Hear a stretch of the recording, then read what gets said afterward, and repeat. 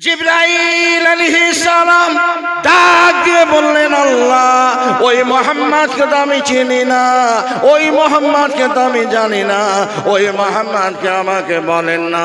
আমার আল্লাহ বলেন, ওরে জিবরাইল, ওই মুহাম্মদকে আমি আল্লাহ যদি না বানাতাম, আমি আল্লাহ আমার আসমান বানাতাম না। ওই মুহাম্মদকে আমি আল্লাহ যদি না বানাতাম, আমি আল্লাহর জমিন বানাতাম না। শুধু তাই নয় রে জিবরাইল, ওই মুহাম্মদকে আমি আল্লাহ যদি না বানাতাম, আমার আরশে আজিম বানাতাম না। শুধু তাই নয় রে জিবরাইল, ওই মুহাম্মদকে আমি আল্লাহ যদি না বানাতাম, আমি আল্লাহ জিবরাইলকেও বানাতাম না। হযরতে জিবরাইল আলাইহিস সালাম ঠক ঠক ঠক ঠক করে কাঁপতে শুরু করে দিলেন। আমার আল্লাহ ডাক দিয়ে বললেন, জিবরাইল, কত বছর ইবাদত করেছো? আল্লাহ, আমি 1000 বছর ইবাদত করেছি। আমার আল্লাহ তাআলা আল্লাহ পাক ডাক দিয়ে বলেন, ওরে জিবরাইল, এই আমার জিবরাইল, তোমার 1000 বছরের ইবাদত আমি আল্লাহ এক পাল্লায় রেখে দেব। আমার পেয়ারা নবী নূর নবী মুহাম্মদুর রাসূলুল্লাহ সাল্লাল্লাহু আলাইহি সাল্লামের 1 মিনিটের ইবাদত অপর পাল্লায় রেখে দেব। তোমার 1000 বছরের ইবাদতের পাল্লাটা হালকা হয়ে যাবে, আমার মুহাম্মদের 1 মিনিটের ইবাদতের পাল্লাতে ভারী হয়ে যাবে।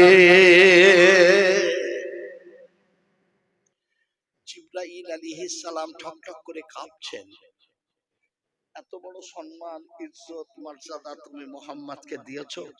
আল্লাহ বললেন, জিবরাইল, এ তো আমার পেয়ারা নবী মুহাম্মদুর রাসূলুল্লাহ সাল্লাল্লাহু আলাইহি সাল্লামের কথা শুনলে মুহাম্মাদের উম্মতের কত বড় দরজা দিয়েছি তুমি জানো না? জোরে বলবেন একবার, আমরা কোন নবীর উম্মত? জোরে বলেন। মুহাম্মদুর রাসূলুল্লাহ সাল্লাল্লাহু আলাইহি সাল্লামের উম্মত। আমার নবী বলেছেন, আদম নবী থেকে ঈসা নবীর উম্মতের জন্য জান্নাতটা হারাম।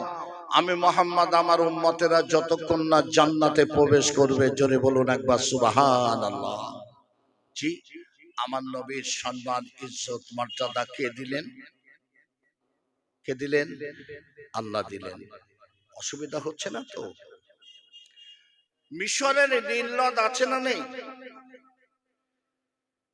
শুনেন, মিশরের নীল নদের পানি প্রতি বছর শুকিয়ে যায় আর চাষাবাদ বন্ধ হয়ে যায়।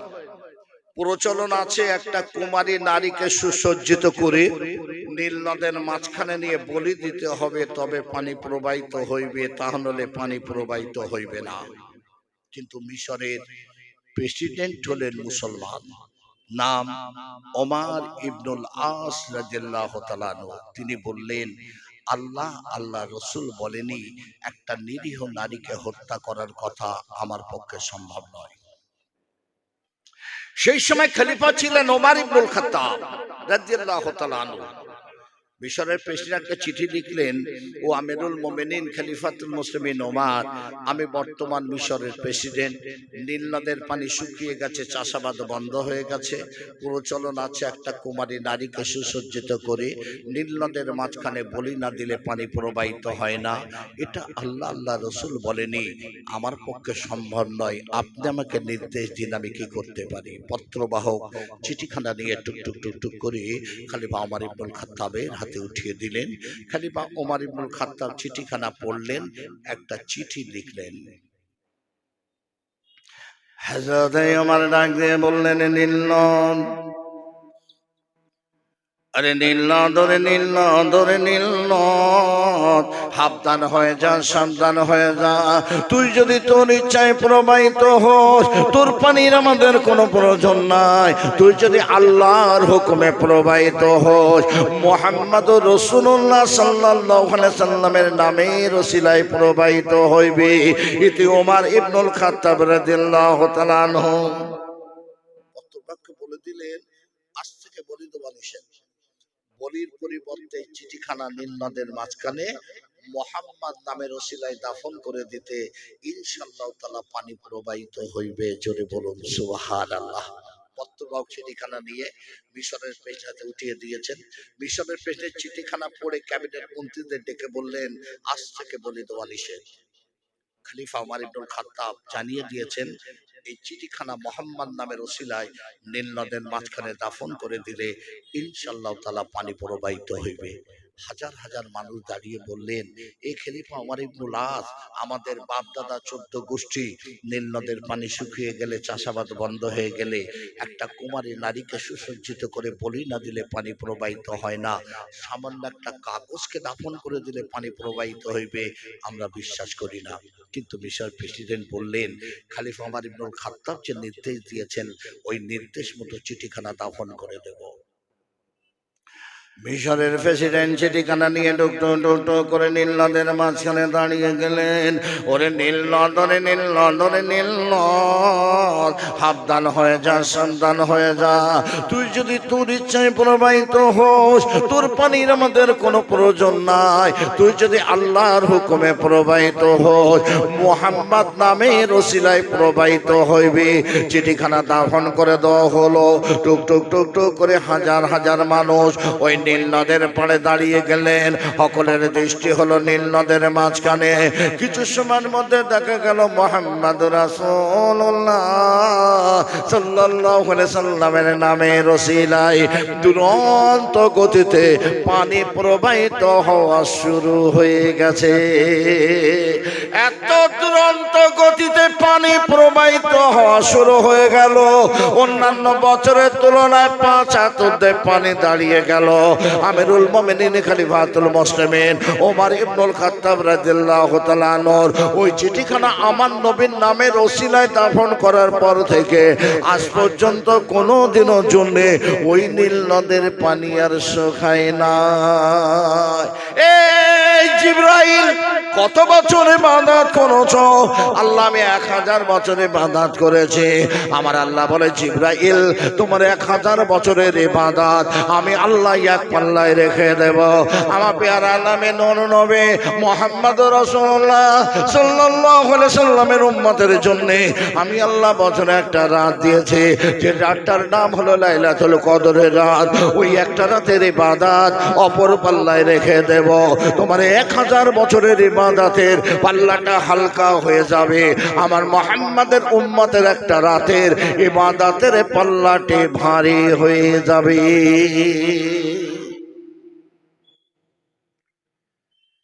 সেই নবীকে সবাই ভালোবাসেন তো? হ্যাঁ, নবীর কথা মানতে হবে না? হবে না? হবে না?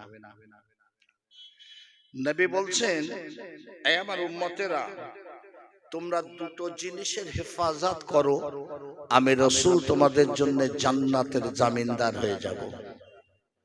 তাহলে রাসূলের কথা মানতে হবে না? হবে না? দুটো জিনিস কি?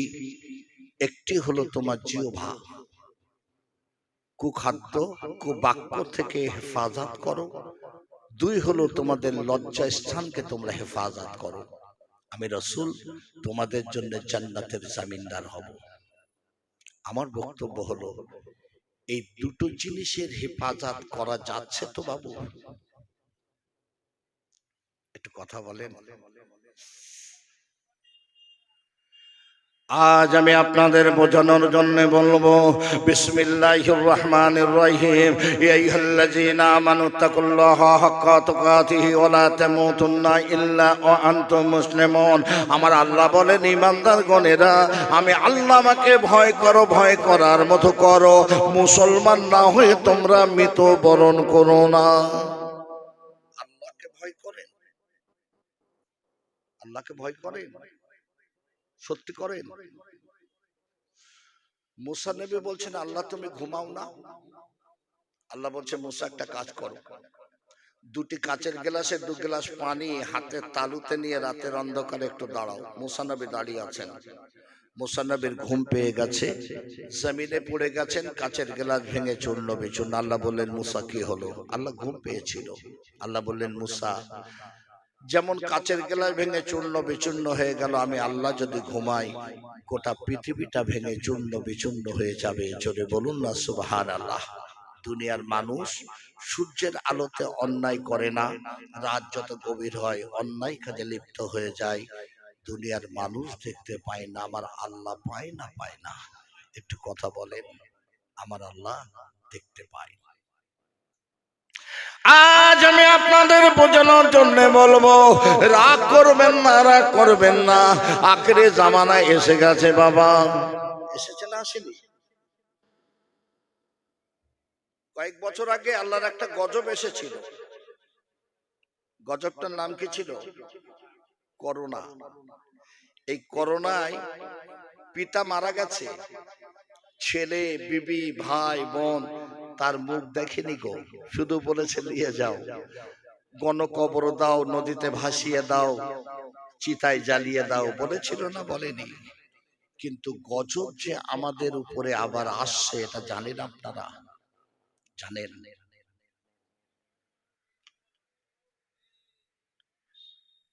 আজ আমি আপনাদের বোঝানোর জন্য বলবো, আখেরি জামানাতে গ্রামের মূর্খ মানুষেরা সমাজের নেতৃত্ব দেবে। এদের সুদের টাকা, ঘুষের টাকা, চিটিং টাকার লোকের জমি ফাঁকি দিয়ে এরা কিন্তু কোটি কোটি টাকার মালিক হবে। এরা কিন্তু মসজিদ কমিটির সেক্রেটারি হবে। রাগ করবেন না তো বললে? হ্যাঁ, রাগ করবেন না তো? ইমাম সাহেব সুদের বিরুদ্ধে বলবেন, ও মানুষটা মসজিদ কমিটির সেক্রেটারি ইস্তফা দেবে। জেনে রেখে দেবেন, মসজিদের পাশে টাকার জন্য নতুন জায়গা ক্রয় করে মসজিদ বানাবে। ও মসজিদটা হবে জেরার মসজিদ, ওই মসজিদে এক ওয়াক্ত নামাজ কবুল হবে না। আখিরি জামানাতে মুসলমানরা ধনী হতে চাইবে, এদের ঘরে ঘরে সুদ ছড়িয়ে পড়বে। জেনে রেখে দেবেন, কে আমাদের আলামত, আল্লাহর গজবগুলো জমিনে ঝরঝর করে ধাবিত হবে। আখিরি জামানাতে মুসলমান ঘরে নারীরা নগ্ন হয়ে যাবে। এদের স্বামী থাকতে অন্য পুরুষের সঙ্গে দৈহিক সম্পর্কে মিলিত হবে। দিনে দিনে যারও সন্তানের সংখ্যা বেড়ে যাবে। আল্লাহর গজবগুলো জমিনে ঝরঝর করে ধাবিত হবে।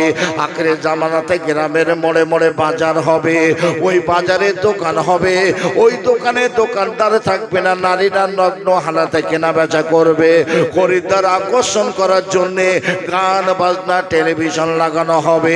জেনে রেখে দেবেন, কিয়ামতের আলামত, আল্লাহর গজবগুলো জমিনে ঝরঝর করে ধাবিত হবে। আখিরি জামানাতে পুরুষের পোশাক নারীরা পরিধান করবে, এটা হলো কিয়ামতের আলামত। আল্লাহর গজবগুলো জমিনে ঝরঝর করে ধাবিত হবে। আমার আল্লাহ বললেন, বান্দারে আমাকে ভয় কর, ভয় করার মতো কর, নানা মুসলমান না হয়ে তোরা মৃত্যুবরণ করিস না। আল্লাহর ভয় আছে তো? হ্যাঁ, জিহ্বাকে হেফাজত করো কুখাদ্য থেকে, কুবাক্য থেকে, আমি রাসূল জান্নাতে জামিনদার হব। মুসলমান ধনী হতে চাইছে, শোনেন, আপনাদের অসুবিধা হচ্ছে না তো? নূহ আলাইহিস সালামের রূহ নিতে গেছে আজরাইল। নূহ নবী যে ঘরটায় শুয়ে আছে, নূহ নবীর চেহারাটা ঘরের মধ্যে অর্ধেক আর ঘরের বাইরে অর্ধেক। আজরাইল বলছেন, হে নবী নূহ, কি অবস্থায় শুয়ে আছেন, কি অবস্থায়? বলছে, কি করব বলো আজরাইল, তুমি যে কবে আসবে, কখন আসবে, তোমার চিন্তায় আমি কিছুই করিনি। অথচ হায়াত পেয়েছিলেন ৯৫০ বছর। আজরাইল বললেন, হে নবী নূহ, আপনি ৯৫০ বছর ধরে আমার চিন্তা করলেন, আর আখিরি নবীর উম্মতেরা ৩০-৪০ বছর ৫০ বছর হায়াত পাবে, তারা বিশাল বিশাল অট্টালিকা বানাবে। নূহ নবী বললেন, ওটা যদি আমার হতো, আমি ওই ৫০ বছর সিজদাতে রত থাকতাম। জি, আজকের মুসলমান টাকা টাকা টাকা টাকা, নামাজ কোথায় গেল, রোজা কোথায় গেল, ইবাদত কোথায় গেল, কোনো খোঁজ নেই। আজ আমি আপনাদের যে কথা বলছিলাম, ভয় করুন, আল্লাহকে ভয় করুন। আজকের মুসলমানরা ধনী হওয়ার জন্য এরা life insurance, fixed deposit, LIC, মহিলা সমিতি বন্ধন করে এরা সুদ গ্রহণ করে ধনী হতে চাইছে।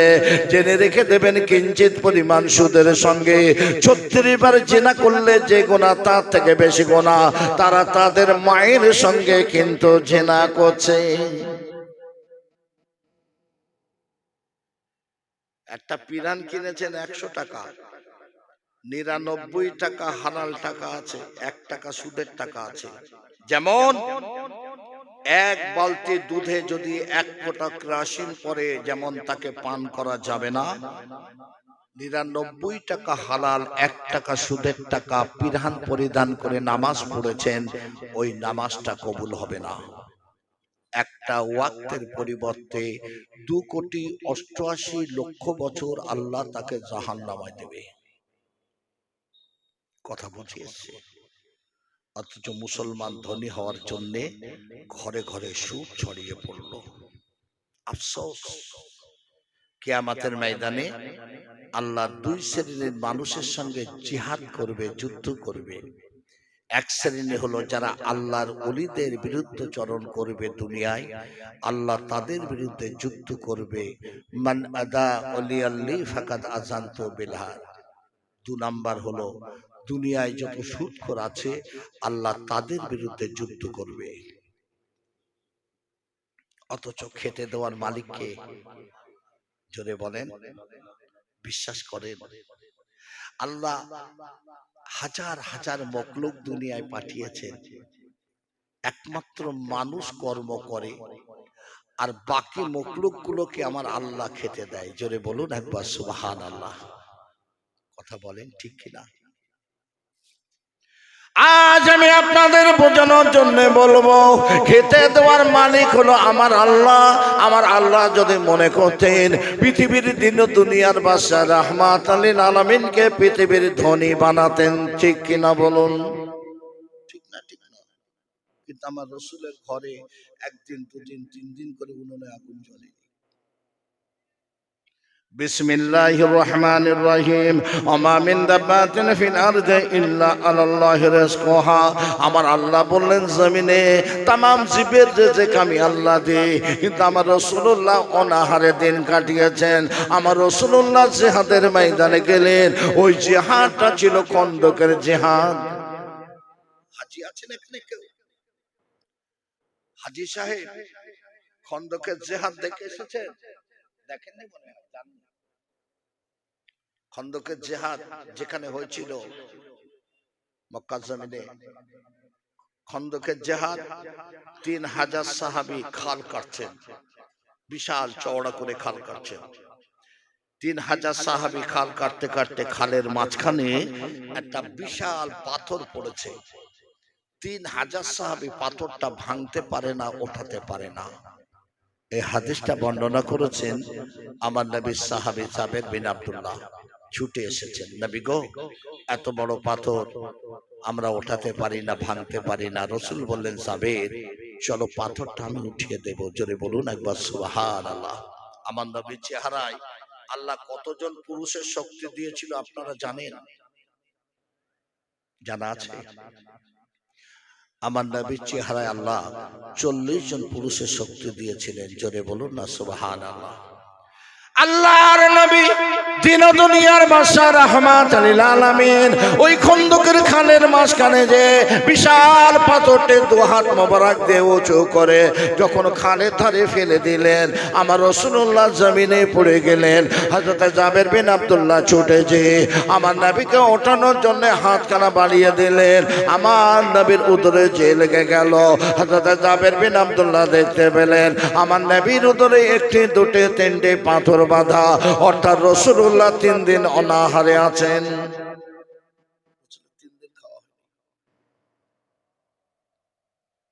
জাবের বিন আব্দুল্লাহ ছুটে যে নিজের ঘরের দরজায় দাঁড়িয়ে গেলেন। এই আমার বিবি, আমি রাসূলের উদরে পাথর বাঁধা দেখে এসেছে। ওরে বিবি ঘরে কে আছে বলো না। বিবি বললেন স্বামী জবেরাটা ছাড়া কিছু নাই। ওরে বিবি আমি একটা বকরি জবাই করে দেব, ওই বকরি গোশ কিছুটা ভুনা বানিয়ে দাও। একটা বকরি জবাই করে দিলে কিছুটা গোশ ভুনা রুটি বানিয়ে দিলেন। জাবের বিন আব্দুল্লাহ ভুনা গোশ রুটি দিয়ে ছুটে ছুটে আমার নবীর কাছে যে বললেন ইয়া হাবিব হাবিবাল্লাহ, ইয়া রাসূলুল্লাহ, হুজুর আপনি যখন খন্দকের খালের মাঝখানে দাঁড়িয়ে দু হাত মোবারক দিয়ে বিশাল পাথরটা উঁচু করে খালের ধারে ফেলে দিলেন, হুজুর আপনি জমিনে পড়ে গেলেন। হুজুর আমি জাবের সইতে পারি না, আমি ছুটে যেয়ে ওঠানোর জন্য হাত বাড়িয়ে দিয়েছিলাম, আমার হাতটা আপনার উদরে লেগে গেল। আমি দেখতে পেলাম আপনার উদরে একটি দুটি তিনটি পাথর বাঁধা। হুজুর আপনি 3 দিন অনাহারে আছেন, আমি জাবের সইতে পারি না, রুটি ভুনা গোশত নিয়ে এসেছে, হুজুর ভক্ষণ করুন। আল্লাহর নবী বললেন, আমার সাহাবী জাবের, তোমার হাতখানা আমার উদরে লাগার কারণে তুমি বুঝতে পেরেছো আমি 3 দিন অনাহারে আছি।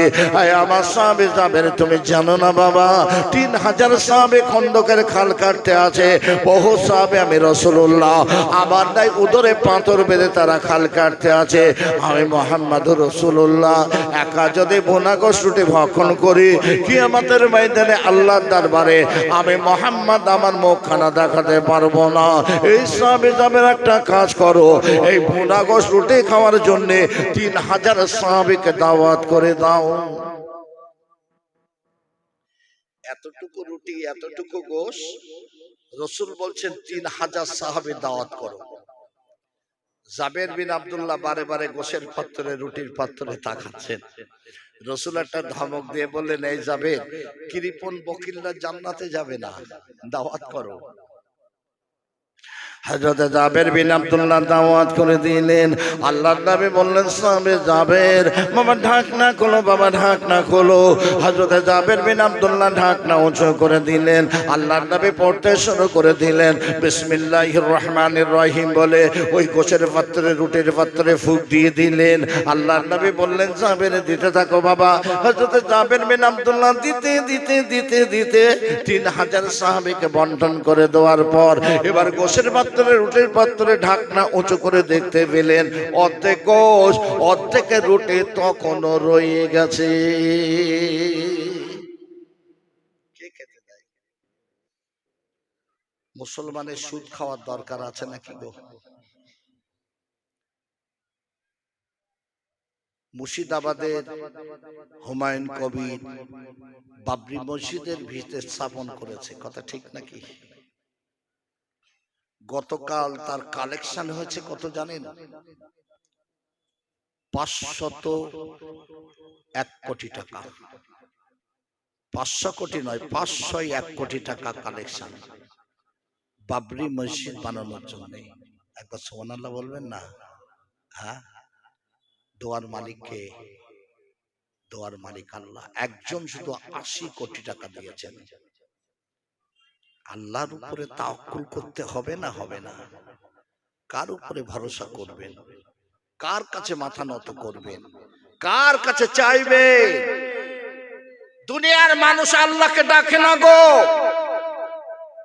আল্লাহ বলছে, উদউনি আস্তাজিব লাকুম, আমার কাছে চা, আমি তোদের সব দেব। জোরে বলুন সুবহানাল্লাহ।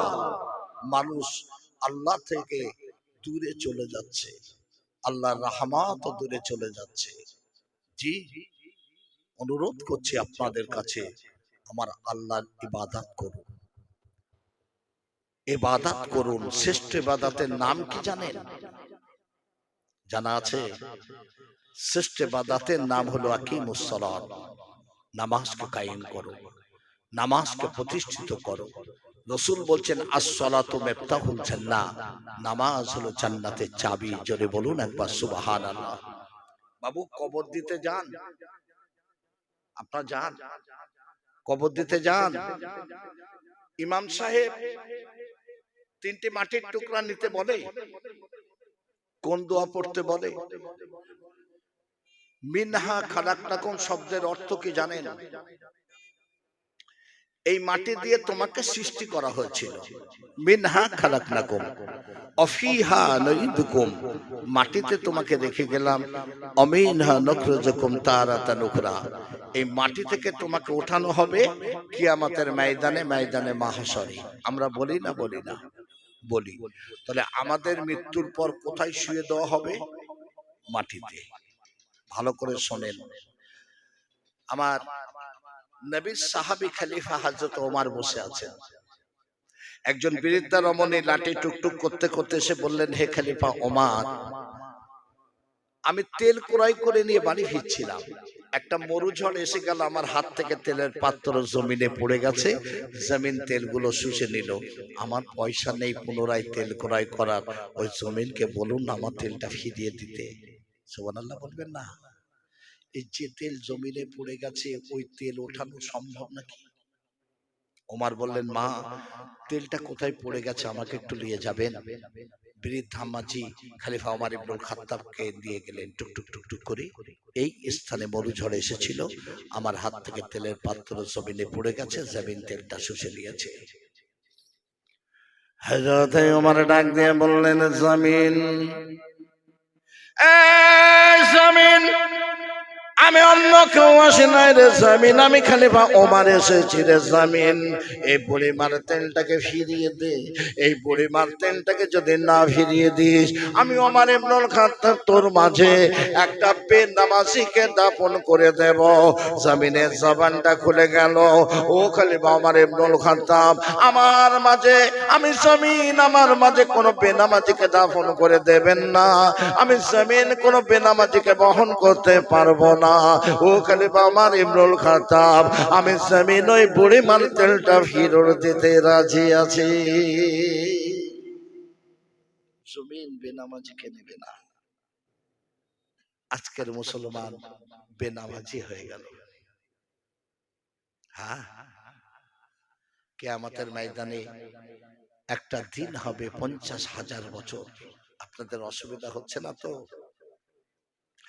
একটা দিন হবে 50,000 বছর, মাথার উপরে সূর্য এসে যাবে, ওই সূর্যের 12টা মুখ হবে, চেহারা দেয়া ঘিলুগুলো গড়িয়ে পড়বে, পানি পানি করে জিহ্বাটা নাভি পর্যন্ত ঝুলে যাবে। সেই দিন দেখা যাবে আমার আল্লাহর আরশে আজিমের নিচে একদল মানুষ জান্নাতি পানি পান করছে, জান্নাতি খানা ভক্ষণ করছে। জোরে বলুন সুবহানাল্লাহ। একদল মানুষ বলবে, আল্লাহ ওরা কারা? দুনিয়ায় কি ইবাদত করেছিল? আল্লাহ বলবে ওরা আমার মেহমান। জোরে বলুন না সুবহানাল্লাহ। আমার মেহমান।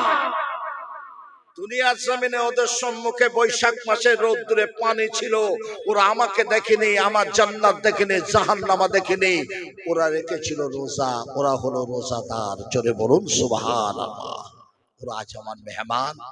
আমি দুনিয়ার রোজাদারদেরকে আমি আল্লাহ জান্নাতি পানি পান করাই, জান্নাতি খানা ভক্ষণ করাই। জোরে বলুন সুবহানাল্লাহ। সেই রোজাটা রাখতে হবে না হবে না? একটু কথা বলেন না কেন? রাসূল পাক সাল্লাল্লাহু আলাইহি সাল্লাম মসজিদে নববীর একটা মেম্বারে কদম রেখে বললেন আমিন, আর একটা মেম্বারে কদম রেখে বললেন আমিন, আর একটা মেম্বারে কদম রেখে বললেন আমিন। সাহাবীরা বললেন, হুজুর এমন তো কোনোদিন দেখিনি, আপনি 3 বার কদম রাখলেন আর আমিন আমিন আমিন বললেন কেন? রাসূল বললেন, সাহাবীরা শোনো, আমি রাসূলুল্লাহ যখন প্রথম কদম রেখেছি, জিবরাইল আমাকে সালাম দিয়ে বললেন, ইয়া হাবিবাল্লাহ, ইয়া রাসূলুল্লাহ, আল্লাহ আপনাকে সালাম দিয়েছেন, আর আল্লাহ পাক জানিয়েছেন আপনার উম্মতেরা, আপনার উম্মতেরা জীবনে রমজান মাস পেল, অথচ রমজান মাসের ইবাদত বান্দেগি করে তাদের জীবনের গুনাহগুলোকে মাফ করে নিতে পারলো না। আল্লাহ বলেছে ওরা ধ্বংস হয়ে যাক। আমি রাসূলুল্লাহ বলেছি আমিন। কথা বুঝিয়েছে? রমজান মাস পেল, রমজান মাসের ইবাদত বান্দেগি করে জীবনের গুনাহটাকে মাফ করে নিতে পারলো না, সে আল্লাহ বলছে ওরা ধ্বংস হয়ে যাক। আমি রাসূল বলেছি আমিন। তাহলে রোজা রাখতে হবে না হবে না? আপনারা রাখেন? কটা রাখেন? একটা রোজা সমান কটা রোজার নেকি আপনারা জানেন তো? নিশ্চয়ই জানেন। একটা রোজা সমান রমজানের 10টা রোজার নেকি, 10 দিন রোজার নেকি। একবার সুবহানাল্লাহ হবে? তাহলে 30-10 কে কত হচ্ছে? রমজান মাসের পর কোন মাস জানা আছে? সোয়াল মাস। এ মাসে কটা রোজা আছে জানেন? 6টা। 6টা সমান 60টা রোজার নেকি আছে। 30 + 6 36টা রোজা যারা রাখবে, আল্লাহ তাদের আমলনামায় গোটা একটা বছর রোজার নেকি লিখে দেয়। জোরে হবে? আরো জোরে হবে না? বছরে 5 দিন রোজা রাখা হারাম, 2টি ঈদ, কুরবানি ঈদের পরে 3 দিন রোজা রাখা হারাম। 360 + 5 365 দিনে একটি বছর। আল্লাহ বললেন বিসমিল্লাহির রহমানির রহিম, ইয়া আইয়ুহাল্লাযীনা আমানু কুতিবা আলাইকুমুস সিয়াম কামা কুতিবা আলাল্লাযীনা মিন ক্বাবলিকুম লাআল্লাকুম তাত্তাকুন। ঈমানদারগণেরা, আমি আল্লাহ তোদের উপরে রোজাকে ফরজ করেছি যেমন অন্যান্য নবীর উম্মতের উপরে রোজাকে ফরজ করেছিলাম। আল্লাহর নবী ইদ্রিস আলাইহিস সালাম নাম শুনেছেন আপনারা? ইদ্রিস নবীর নাম শুনেননি? ইদ্রিস নবী গোটা বছর রোজা রাখতেন। সন্ধ্যাবেলা জান্নাতি ইফতারি প্যাকেট করে ফেরেশতারা ইদ্রিস নবীর ঘরে দিয়ে যেতেন। জোরে বলবেন, আরো জোরে হবে না? ইদ্রিস নবী বসে আছেন, পিছন থেকে একটা ডাক এসেছে, ইদ্রিস নবী, ইদ্রিস নবী কে? তাকিয়ে দেখছেন মালাকুল মউত আজরাইল আলাইহিস সালাম। এ বাবু, আজরাইলকে যদি আপনারা কেউ চিনতে পারেন, ভয় পাবেন না? পাবেন না? পাবেন না? ইদ্রিস নবী ভয় পেলেন না গো। ইদ্রিস নবী আজরাইলের মুখের দিকে তাকিয়ে বললেন, কি ব্যাপার আজরাইল, সময় হয়ে গেল, আমার রূহ নিতে এসেছো? বললেন, আমি রূহ নিতে আসিনি। কি জন্য এসেছো? আল্লাহর হুকুম নিয়ে আমার আসন ছেড়ে আপনার কাছে এসেছি। গোটা বছর রোজা রাখেন, তাই আপনার সঙ্গে আমি বন্ধুত্ব করতে চাই। জোরে বলুন সুবহানাল্লাহ। ইদ্রিস নবী বললেন, আজরাইল গেট আউট, আউট, যাও, কোন বন্ধুত্ব তোমার সঙ্গে আমার হবে না। আজরাইল ডাক দিয়ে বললেন, ইদ্রিস নবী আমাকে তাড়িয়ে দেবেন না, আল্লাহর হুকুম নিয়ে আমার আসন ছেড়ে এসেছে, আপনি আমার সঙ্গে বন্ধুত্ব করুন, আমাকে তাড়িয়ে দেবেন না। ইদ্রিস নবী বললেন, আজরাইল ঠিক আছে, তবে আমার 3টি শর্ত মানতে হবে। কি শর্ত? 1 নম্বর শর্ত হলো আমার রূহটা এক্ষুনি নিতে হবে, আবার রূহটা ফিরিয়ে দিতে হবে। এই রূহ নিলে বাঁচবে না মরবে? হ্যাঁ, ফিরিয়ে দিলে? আজরাইল কারো রূহ ফিরত দেয় নাকি গো? ফিরিয়ে দেয়? আজরাইল ডাক দিয়ে বললেন, ইদ্রিস নবী, আল্লাহর বিনা হুকুমে আমি কারো রূহ নিতে পারবো না, পারবো না, পারবো না। আমার আল্লাহ বলেন, ও আজরাইল, তুমি যখন আমার নবী আমার বন্ধুর সঙ্গে বন্ধুত্ব করতে চাও, আমি আল্লাহ তোমাকে হুকুম দিয়ে দিলাম, আমার নবী আমার বন্ধুর রূহটা নিতে পারো। জোরে বলবেন। ইদ্রিস নবী শুয়ে গেছেন, রূহটা নিয়ে নিয়েছেন। ইদ্রিস নবীর ইন্তেকাল হয়ে গেল, রূহটা আবার ফিরিয়ে দিয়েছেন। জোরে হবে? আরো জোরে হবে না? ইদ্রিস নবী জমিনে দাঁড়িয়ে গেলেন, আয় আজরাইল, তুমি আমার 1 নম্বর শর্ত মেনেছো, 2 নম্বর মানলে বন্ধুত্ব করব। 2 নম্বর শর্ত কি? একটাবার আমাকে জাহান্নামা পরিদর্শন করাতে হবে। দুনিয়ার আগুনের তুলনায় জাহান্নামের আগুন 70 গুণ তীক্ষ্ণ। কত তীক্ষ্ণ আগুন আমি একটাবার দেখব। একটাবার আমাকে জাহান্নামা পরিদর্শন করাতে হবে। উপায় নাই রে বাবা। ইদ্রিস নবীকে নিয়ে, ইদ্রিস নবীকে সঙ্গে নিয়ে হযরত আজরাইল ওই জাহান্নামের দরজায় দাঁড়িয়ে গেলেন। আর জাহান্নামী ফেরেশতা, মালিক ফেরেশতা, জাহান্নামের দরজাটা খুলে দাও। আল্লাহর নবী, আল্লাহর বন্ধু এসেছে জাহান্নামা পরিদর্শন করার জন্য। মালিক ফেরেশতা জাহান্নামের দরজা খুলে দিলেন। ইদ্রিস নবী জাহান্নামের মধ্যে চলে গেলেন। গোটা জাহান্নামা ঘুরে ঘুরে ঘুরে ঘুরে ইদ্রিস নবী যখন বেরিয়ে এলেন, ইদ্রিস নবীর একটা লোমও পর্যন্ত ওই জাহান্নামের আগুন স্পর্শ করতে পারলো না। আজরাইল, 2 নম্বর শর্ত মেনেছো, 3 নম্বর মানলে বন্ধুত্ব হবে। 3 নম্বর শর্ত কি? একটাবার আমাকে জান্নাত পরিদর্শন করাতে হবে। উপায় নাই রে বাবা।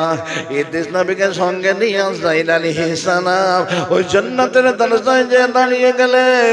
এ জান্নাতি ফেরেশতাদের দোয়ার, জান্নাতের দরজাটা খুলে দে। আল্লাহর নবী, আল্লাহর বন্ধু এসেছে জান্নাত পরিদর্শন করার জন্য। রেদওয়ান ফেরেশতা জান্নাতের দরজা খুলে দিলেন। আজরাইল ডাক দিয়ে বললেন, ইদ্রিস নবী দেরি করবেন না, তাড়াতাড়ি বাইরে চলে আসবেন। ইদ্রিস নবী জান্নাতের মধ্যে চলে গেলেন। ঘন্টা ঘন্টার পর ঘন্টা অতিবাহিত হয়ে যায়, ইদ্রিস নবীর কোনো খোঁজ পাওয়া যায় না। আজরাইলটাকে নির্দেশ নবী বাইরে আসুন, ও ইদ্রিস নবী বাইরে আসুন।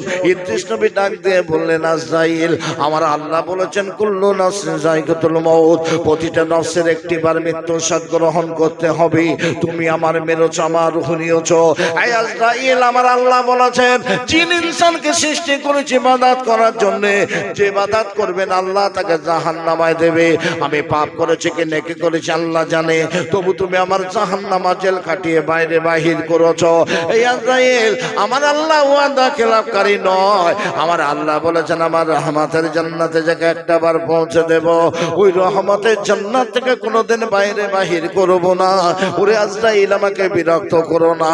আমি ইদ্রিস নবী কোনোদিনের জন্য আল্লাহর রহমতের জান্নাত থেকে বাইরে যাব না। আমার আল্লাহ ডাক দিয়ে বললেন, আজরাইল, ফিরে আয়, ফিরে আয়, ফিরে আয়। আমার নবী, আমার বন্ধু, গোটা বছর রোজা রাখার কারণে আমি আল্লাহ ইদ্রিস নবীকে এমন করে জান্নাতি বানিয়ে দিলাম। নামাজ এবং রোজা আঁকড়ে ধরুন।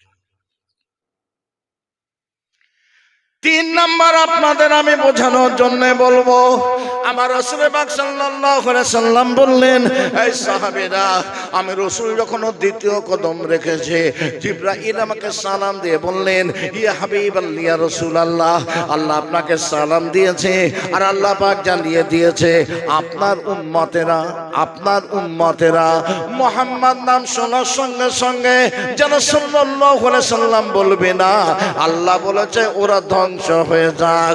আমি রাসূলুল্লাহ বলেছি আমিন। নবীর উপরে দরুদ পড়তে হবে না? হবে না? একটু কথা বলেন না বাবু। একদল মানুষ আল্লাহর নবীর উপরে দাঁড়িয়ে একটু কিয়াম করে না, আছে না? নেই? আছে না? জমজম পানির ইজ্জত বেশি না আমার নবীর ইজ্জত বেশি? আমার নবীর ইজ্জত বেশি না জমজম কূপের পানির ইজ্জত বেশি? হ্যাঁ, নবীর ইজ্জত যদি বেশি হয় তাহলে জমজম পানি দাঁড়িয়ে খেতে হয়, দাঁড়িয়ে পান করতে হয় না বসে? তাহলে পানির ইজ্জতের খাতিরে দাঁড়াচ্ছেন, আর নবীর ইজ্জতের খাতিরে দাঁড়ানো যাবে না। তবে একদল মানুষ তারা দাঁড়িয়ে যায় না। নবীকে আপনারা সবাই ভালোবাসেন? সত্যি বাসেন? কিভাবে বাসেন? ইংরেজি লেখক শেক্সপিয়ার নাম শুনেছেন? উনি বলছেন প্রেজেন্ট এন্ড প্রেজেন্টেশন, মানুষের হৃদ্যতা বন্ধুত্ব স্থাপন করে। প্রেজেন্ট হলো উপস্থিত, প্রেজেন্টেশন উপহার উপঢৌকন। রাসূল বললেন মানজারা কবরি অজাবাত লাহু শাফাআতি। সাহাবীরা, যে আমার রওজায় প্রেজেন্ট হলো, উপস্থিত হলো, আমি রাসূল কিয়ামতের ময়দানে তার জন্য শাফায়াত করা আল্লাহর দরবারে আমার ওয়াজিব হয়ে গেল। জোরে হবে না? এটা হলো প্রেজেন্টেশন। ইন্নাল্লাহা মালাইকাতাহু ইউসাল্লুনা আলান নবী, আমি আল্লাহ এবং আমার তামাম ফেরেশতারা আমার নবীকে ভালোবেসে নবীর উপরে উপহার উপঢৌকন হিসাবে দুরূদ শরীফ প্রেরণ করি। একবার জোরে বলুন সুবহানাল্লাহ।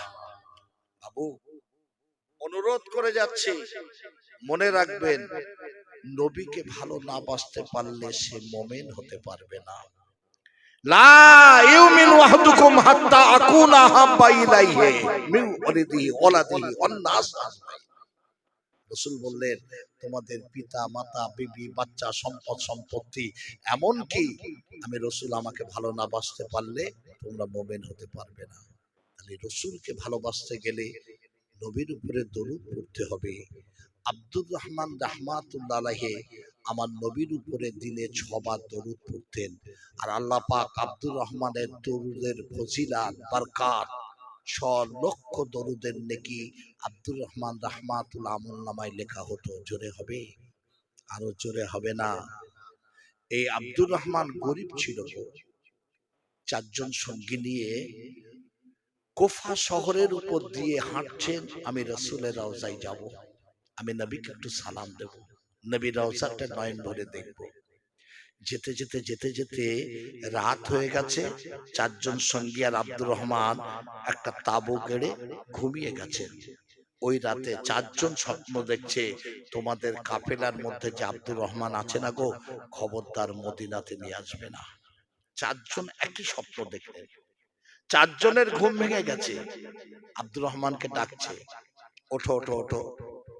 একে ওকে বরাবরই করছে, আমি এই স্বপ্ন দেখেছি। ও বলছে আমিও দেখেছি, ও বলছে আমিও দেখেছি। তাহলে আব্দুর রহমান নিশ্চয়ই খারাপ ব্যক্তি, মদিনায় নিয়ে যেতে বারণ করছে। আব্দুর রহমানকে তাড়িয়ে দিয়েছে। আশিকে নবী আশিকে রাসূল পাগল হয়ে গেলেন। রব্বুল আলামিন আল্লাহ, এর একটাবার কেউ আমাকে মদিনায় নিয়ে যায় না, একটাবার তুমি আমাকে মদিনার মসজিদে নববীতে নিয়ে চলো। আমি একটাবার আমার নবীর রওজাখানা আমি নয়ন ভরে দেখব। আশিকে নবী আশিকে রাসূল পাগলের মতো ছুটতে শুরু করে দিলেন।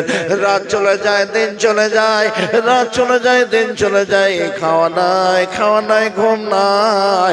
আব্দুর রহমান আর চড়তে পারে না, মরুভূমির বালুকোনায় পড়ে বেহুঁশ হয়ে গেছে।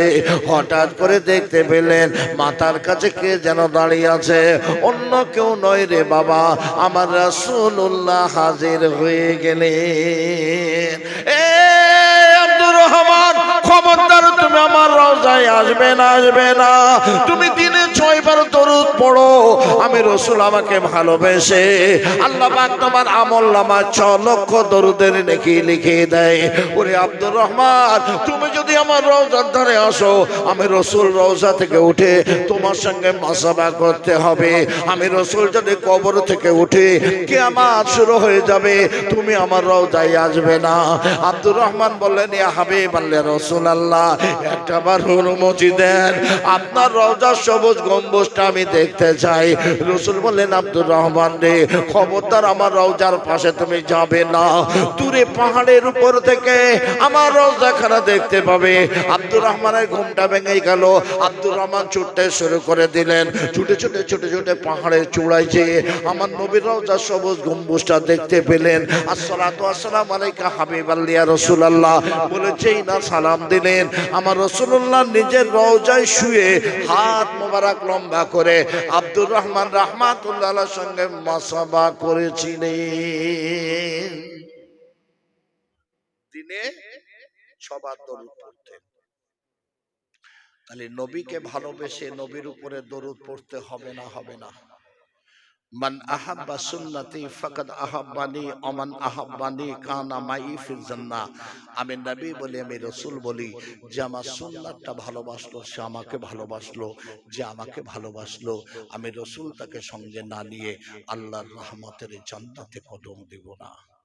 রাসূল বললেন, এই সাহাবীরা, তোমরা যদি আমাকে ভালোবাসতে চাও আমার হাসান হোসাইনকে ভালোবাসবে। এই সাহাবীরা, ওই যে দুটি বাচ্চা আসছে তোমরা কি চেনো? সাহাবীরা বললেন, লাব্বাইক হুজুর, চিনি। আমার হাসান আর আমার হোসাইন, আমার হাসান হোসাইনকে যে ভালোবাসবে আমি রাসূল আমাকে ভালোবাসা হবে। আমার হাসান হোসাইনের মনে যে ব্যথা দেবে আমি রাসূল আমার মনে ব্যথা দেওয়া হবে। হাসান আর হোসাইন ছুটে ছুটে এসে বলছে, নানা জান একটা ঘোড়া কিনে দিতে হবে। ঘোড়া। রাসূল বলছেন, নানা ভাই আমি রাসূলুল্লাহ বড় গরিব, ঘোড়া কেনার পয়সা আমার নেই।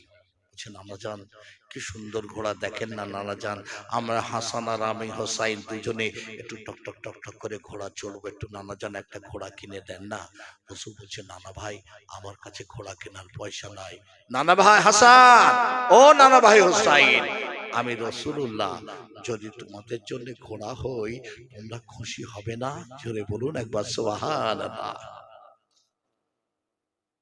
হাসান আর হোসাইনের খুশি করার জন্য আমার রাসূলুল্লাহ পিঠ মোবারকটা নিচু করে দিলেন। আর হাসান হোসাইন আমার নবীর পিঠ মোবারকে উঠে গেলেন। আমার নবীর চুল মোবারকটা ধরে টক টক টক টক টক টক টক টক করে ঘোড়া ঘোড়া খেলছে। হঠাৎ করে হাসান হাত দুটো উঁচু করে দিলেন, আনন্দ, নানা যান নানা যান নানা যান, এবার বলুন আমি হাসান বড় না আপনি বড়? বলছে, নানা ভাই কি প্রশ্ন করো, আমি রাসূলুল্লাহ বড়? বলছে, না নানা জান আমি হাসান বড়। কি করে বড় হলে তুমি? বলছে, নানা জান বলবো? ও নানা যান, আপনার আব্বাজানের নামটা একটু বলবেন? বলছে আমার আব্বাজানের নাম আব্দুল্লাহ। আব্দুল্লাহকে দুনিয়ার কয়জন মানুষ চেনে? আব্দুল্লাহকে দুনিয়ার কয়জন মানুষ জানে? ও নানা জান, মনে হয় আপনি আমার আব্বা জানের নামটা জানেন না। আমার আব্বা জান হলে রাহমাতুল লিল আলামিনের সাহাবী শিরকুনা আলী কারামাল্লাহু ওয়াজহু। ও নানা জান, এবার বলুন আপনার আব্বা জান বড় না আমার আব্বা জান বড়? রাসূল বললেন নানা ভাই হাসান, হেরে গেলাম, তোমার আব্বা জান বড়। জোরে বলবেন না সুবহানাল্লাহ। টক টক টক টক করে ঘোড়া ঘোড়া খেলছে। হোসাইন হাত দুটো উঁচু করে দিলেন, নানা যান নানা যান, এবার বলুন আমি হোসাইন বড় না আপনি বড়? রাসূল বললেন নানা ভাই কি প্রশ্ন করো, আমি রাসূলুল্লাহ বড় না নানা জান আমি বড়। কেমন করে তুমি বড় হলে? ও নানা জান বলবো, এবার আপনি বলুন আপনার আম্মা জানের নামটা কি? আমার আম্মা জানের নাম আমেনা। হোসাইন বলেন নানা জান, আমেনাকে দুনিয়ার কয়জন মানুষ চেনে? আমেনাকে দুনিয়ার কয়জন মানুষ জানে? ও নানা যান নানা যান নানা যান, মনে হয় আমার মায়ের নামটা আপনি জানেন না। আমার আম্মা জান হলেন খাতুনে জান্নাত সাইয়্যিদাতুন নিসা হযরত ফাতেমা তো জোহরা। ও নানা জান এবার বলুন আপনার আম্মা জান বড় না আমার আম্মা জান বড়? রাসূল বললেন নানা ভাই হেরে গেলাম, তোমার আম্মা জান বড়। জোরে বলুন সুবহানাল্লাহ। টক টক টক টক করে গোড়া গোড়া খেলছে হাসান আর হোসেন। এবার দুই ভাই একত্রিত হাত উঁচু করে দিয়ে বললেন ও নানা জান এবার বলো আমরা দুই ভাই বড় না আপনি বড়? রাসূল বললেন নানা ভাই কেমন প্রশ্ন করো, আমি রাসূলুল্লাহ বড় না নানা জান আমরা দুই ভাই বড়। কি করে বড় হলে? ও নানা জান এবার বলুন আপনার নানা জানের নামটা কি? জোরে হবে একবার, জোরে বলবেন না, আপনাদের অসুবিধা হচ্ছে নাকি? হ্যাঁ হচ্ছে না তো? বলবো না ছেড়ে দেবো? রাসূলের নানা জানের নাম কি ছিল জানা আছে? হাসান আর হুসাইনের ইজ্জত মর্যাদা কে দিয়েছেন? হাসান আর হুসাইন হবেন জান্নাতের সর্দার। জোরে হবে একটু, আরো জোরে হবে না? হাসান আর হুসাইন মরুভূমির বালুকণাতে খেলতে আছেন। এমন সময় হযরতে খলিফা ওমর ইবনুল খাত্তাবের ছেলের নাম ছিল আব্দুল্লাহ। আব্দুল্লাহ মরুভূমির বালুকণা উঁচু উঁচু করে একটা ঘর বানিয়েছেন, আর হাসান আর হোসাইন যে ঘরটা একটা লাঠি দিয়ে ভেঙে দিয়েছেন। এ তো ওমরের ছেলে গো। যে রাস্তা দিয়ে খলিফা ওমর চলতেন সেই রাস্তায় ইবলিস চলতো না। জোরে বলুন একবার সুবহানাল্লাহ। এ তো ওমরের ছেলে, ঘরটা যেই ভেঙে দিয়েছে রেগে গেছে। এই হাসান, এ হোসাইন, আমার ঘর ভাঙলি কেন বল? হাসান হোসেন বলছেন বেশ করেছি, বেশ করেছি। চেঁচাচ্ছিস কেন রে? তুই আমার নানা জানের গোলাম, তোর বাপ মার আমার নানা জানের গোলাম, তোর 14 গোষ্ঠী আমার নানা জানের গোলাম। চেঁচাচ্ছিস কেন? হযরত আব্দুল্লাহ খলিফা ওমর ইবনুল খাত্তাবের ছেলে ছুটে ছুটে খলিফা ওমরের কাছে গেছেন। আব্বাজি, ছোট মুখে বড় কথা, প্রতিবাদ করবেন? বলছে কি হচ্ছে? আমি একটা ঘর বানিয়েছিলাম মরুভূমির বালুকণা দিয়ে, হাসান হোসাইন লাঠি দিয়ে ভেঙে দিল। আমি প্রতিবাদ করাতে বলেছে চেঁচাস না, তুই আমার নানার গোলাম, তোর বাপ ওমর আমার নানার গোলাম, তোর 14 গোষ্ঠী আমার নানার গোলাম। ওমর বলছে এত বড় কথা? জি আব্বাজি। কাগজ আর কলমটা নিয়ে এসো, যাও লিখে নিয়ে এসো। কাগজ আর কলম নিয়ে আব্দুল্লাহ যে হাসান হোসাইনকে বলছেন এই হাসান এই হোসাইন, কত বড় সাহস, লিখে দাও। হাসান আর হুসাইন কাগজটা নিয়ে হাসতে হাসতে লিখে দিয়েছে। জোরে বলবেন একবার, লিখে দিয়েছে। ছুটে ছুটে ছুটে ছুটে কাগজটা নিয়ে খলিফা ওমরের কাছে এসেছেন। আব্বাজি দেখেছেন কত বড় সাহস, লিখে দিয়েছে। বলছে কই কাগজটা কই? এই তো আব্বাজি। হাসতে ওমর কাগজটা হাতে উঠিয়ে নিলেন, বারে বারে বারে বারে কাগজটা চোখের উপরে বোলান, বারে বারে বারে বারে বুকে জড়িয়ে ধরেন, বারে বারে বারে বারে চুমা দিতে শুরু করে দিলেন। আব্দুল্লাহ বলেন আব্বাজি কাগজটা নিয়ে এমন করেন কেন? হযরত ওমর ডাক দিয়ে বললেন বাবা আব্দুল্লাহ, ও বাবা ছেলে আব্দুল্লাহ রে, আমি ওমর যেদিন মারা যাব, আমি ওমর যেদিন মরে যাব, যেদিন আমার ইন্তেকাল হয়ে যাবে, এই কাগজটা আমার কাফনের কাপড়ের মধ্যে দিয়ে দেবে। ও বাবা ছেলে আব্দুল্লাহ, কিয়ামতের ময়দানে আল্লাহ পাক আমি ওমর যখন ডেকে ডেকে বলবে, ওমর ওমর ওমর কি ইবাদত করেছো, এই কাগজটা নিয়ে দাঁড়িয়ে যাব। আল্লাহ আমি ওমর, আমার কোনো ইবাদত নাই, ওই হাসান হোসেন লিখে দিয়েছে আমার ছেলে আব্দুল্লাহ রাসূলুল্লাহর গোলাম, আমি ওমর ইবনুল খাত্তাব রাসূলুল্লাহর গোলাম। এই কাগজটার ওসিলা করে আল্লাহ তোমাকে আমাকে নাজাত দিয়ে আল্লাহ আল্লাহর রহমতের জান্নাতে দাখিল করে দেবে।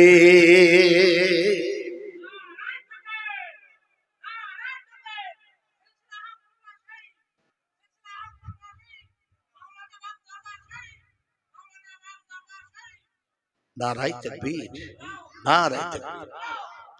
ও নানা জান, এবার বলুন আপনার নানা জানের নামটা কি? আমার নানা জানের নাম হলো আব্দুল ওয়াহাব জোহরি। হাসান হোসেন বলেন, নানা জান আব্দুল ওয়াহাব জোহরিকে দুনিয়ার কয়জন মানুষ চেনে? আব্দুল ওয়াহাব জোহরিকে দুনিয়ার কয়জন মানুষ জানে? ও নানা জান, নানা জান, নানা জান, মনে হয় আপনি আমার নানা জানের নামটা জানেন না। জোরে বলুন সুবহানাল্লাহ। ও নানা জান, আমার নানা জানের নামটা শুনুন।